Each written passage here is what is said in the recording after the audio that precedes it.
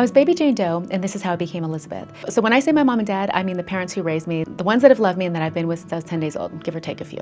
Anytime I talk about my biological parents, they will always be identified as something biological. They're always going to be the ones that get the adjective, my mom and dad or my mom and dad. So when I was abandoned at the airport, my mom and dad were the next parents on the list to receive a foster child. Well, that was the story they told me. When I found my biological parents, I found out what actually happened. What had actually happened is that my parents had applied to be adoptive parents in December of 1979, the month before I was found. In the letter, it said it would be 3 years before they even sent an investigator to my parents' home to examine the house to determine whether they would be appropriate foster parents or not. And then on top of that, it would be another 18 months once they were approved for an infant to become available. When the authorities called every single person who'd been on that wait list longer than 28 days and everyone who had already been approved to be adoptive parents, they had all said no. No, they were not willing to adopt a black baby. My parents were the first ones who said yes. When they found out about me, they said yes. They made a 30-minute drive in about 20 minutes and they came and picked me up with no questions asked, and they've loved me ever since. If my birth mother had known that I would end up with the two people who were destined to be my mom and dad, she would never wasted 1 second of energy wondering if she'd made the right choice. She did, because it led me to them. My mom said that when she came to pick me up from social services, I was sitting in a plastic baby carrier,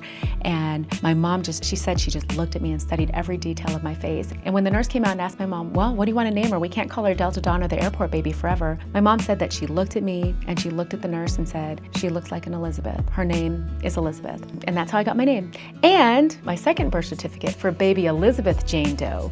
Birthplace, Reno Airport, asterisk, location found, date of birth, January 17th, 1980, asterisk, date found, 3 to 30 days old upon discovery.